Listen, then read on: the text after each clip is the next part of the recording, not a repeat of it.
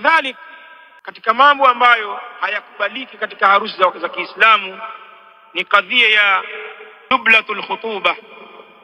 Hili lazungumzwa sana, pete ya uchumba. Watu wamefanya hii ni fasheni sasa, watu kuvalishana pete kwa uchumba, na wengine wanavalishana pete baada ya harusi.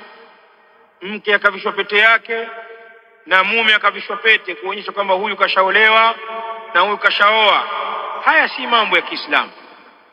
Mambo haya ya kuvishana pete ni mamoja wakati wa uchumba au baada ya harusi, min adati al-kuffar. Haya mambo ni katika ada za makafiri.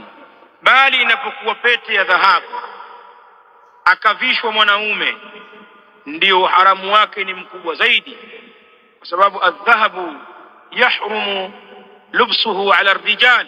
Dhahabu inaharamika kuivaa kwa mwanaume, kwa wanaume ni haramu, kwa wanawake yafaa. Sasa inapokuwa ni pete ya dhahabu, uharamu wake unazidi.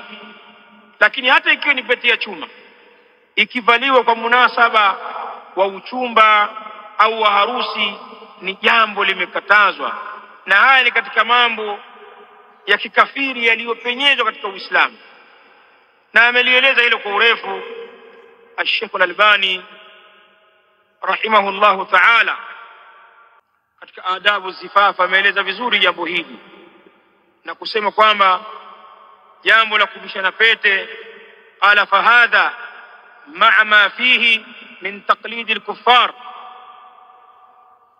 jambo hili pamoja na yale yaliyokuwemo ndani yake katika kuwaiga na kuwafuata makafiri, na kwamba ada hii chafu imepenya na ikaingia kwa Waislamu na asili yake imetokea kwa Manasara.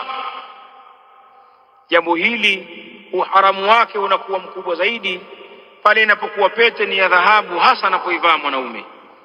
Kwa hiyo haya si mambo yetu, wanawake wa Kiislamu, muyaepuke hayo.